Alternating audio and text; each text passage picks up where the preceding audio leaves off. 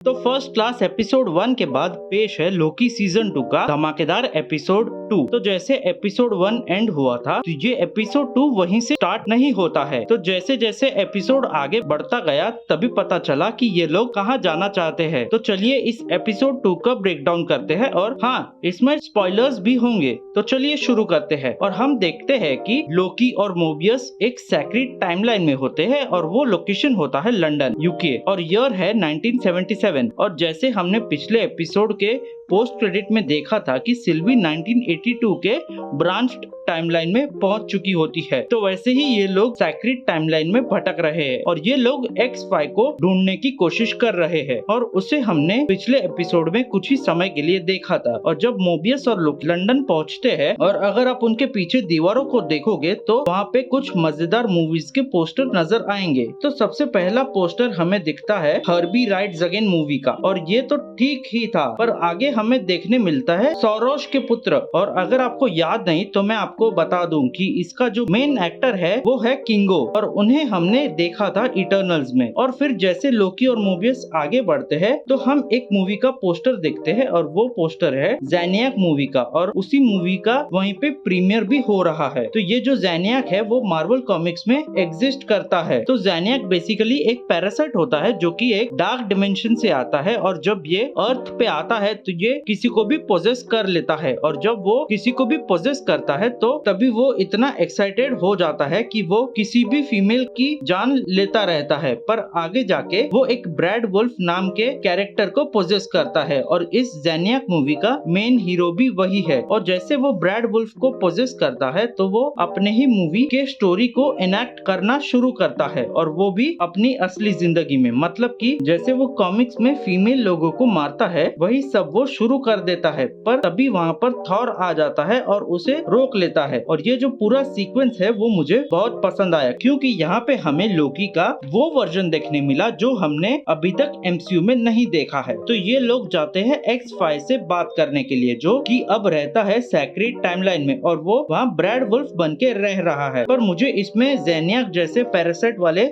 लक्षण दिखाई तो नहीं दे रहे, पर फिर भी वो उनसे भागे जा रहा है और वो आखिर में पकड़ा जाता है लोकी के मैजिकल पावर्स से और लोकी अपने इल्यूजन्स भी क्रिएट करता है। फिर उन्हें पता चलता है कि X5 का जो टेम्पेड है वो मॉडिफाई किया गया है और उन लोगों को उसका मॉडिफिकेशन समझ नहीं आता है। तो वो लोग ओबी के पास जाकर उसकी हेल्प मांगते हैं। तभी ओबी उनसे कहता है कि तुम मुझे बता दो कि क्या काम ज्यादा जरूरी है, वो टेम्पोरल लूम वाला डिवाइस जरूरी है या ये टेम्पेड जरूरी है। तो वो लोग कहते हैं कि ठीक है, तुम इस मशीन पे काम करो, इस टेम्पैड को हम देख लेंगे। और वो लोग उस TVA की ऑफिशियल गाइड बुक की हेल्प से टेम्पैड को जानने की कोशिश करते हैं, पर उन्हें कुछ भी समझ में नहीं आता। और तभी ये बंदा आके कहता है कि मुझे पता है और मैंने ये पूरी गाइड बुक मेमोराइज की हुई है। और फिर लोकी और मोबियस X5 को इंटरोगेट करने की कोशिश करते हैं, पर वो थोड़ा जिद्दी किस्म का होता है तो वो आसानी से अपना मुंह भी नहीं खोलता है। और तो और वो मोबियस को भी ब्रेन वॉश करने की कोशिश करता है। तो मोबियस भी एक पल के लिए सोच में पड़ जाता है उसकी ये सब बात सुन के। तो वो कहता है मोबियस से कि तुम्हारी भी तो कोई जिंदगी होगी, तुम यहाँ TVA में किडनैप होकर आए हो, तो क्या तुम जानना नहीं चाहते कि तुम्हारे जिंदगी में एक्चुअली चल क्या रहा था। तो आई थिंक कि आगे किसी एपिसोड में हमें मोबियस की भी लाइफ दिखाई जा सकती है। और इन्हीं बातों पे लोकी और मोबियस एक ब्रीफ डिस्कशन करते हैं एक पाइज रूम में और इन्हीं डिस्कशन के टाइम पे लोकी एक बढ़िया चीज मेंशन करता है जिसे हमें एवेंजर्स में देखी थी। वो कहता है कि जब मैंने न्यूयॉर्क पे अटैक किया था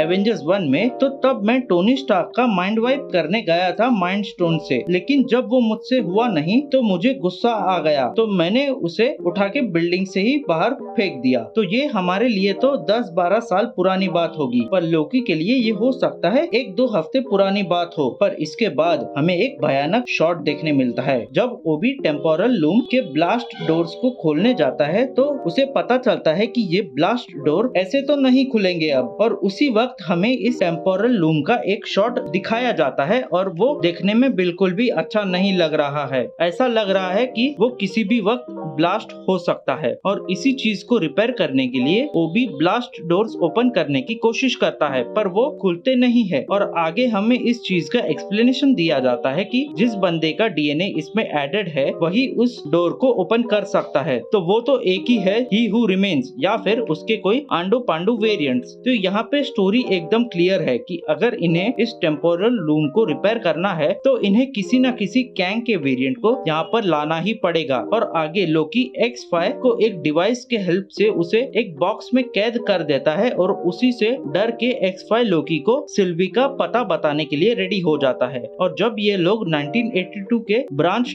टाइमलाइन में उसी मैकडॉनल्ड्स में पहुंचते हैं तो उन्हें पता चलता है कि वो वहीं पर काम करने लगी है। और तभी सिल्वी लोकी से कहती है कि TVA में मैं वापस तो जा नहीं सकती क्योंकि वहाँ बहुत गंदे गंदे कांड करके आई हूँ। और तभी मोबियस और X5 दोनों बाहर आते हैं और X5 बहुत बेचैन होता है क्योंकि उसे पता है कि एक्चुअली में यहाँ होने क्या वाला है। तो होता कुछ नहीं है, सिंपल सी बात होती है कि जनरल डॉक्स जो पिछले एपिसोड में कहीं पे अटैक करने की तैयारी कर रही होती है तो हमें लगता है कि वो सिल्वी पे अटैक करने वाली है, पर उसके तो कुछ अलग ही प्लान्स चल रहे थे। तो वो बेसिकली सभी टेम्पैड्स को मॉडिफाई करती है और इन सभी टाइमलाइंस पे जीरो इन करना शुरू करती है और एक एक करके वो वहाँ मौजूद सभी ब्रांच टाइमलाइंस को एक ही झटके में प्रून करने की कोशिश करती है और वो उसमें ऑलमोस्ट सक्सेसफुल भी रहती है। और अगर आप इस TVA के मॉनिटर को ध्यान से देखोगे तो यहाँ पर एक बढ़िया डिटेल मिलेगी और वो डिटेल ये है कि मार्वल कॉमिक्स का जो मेन यूनिवर्स है वो है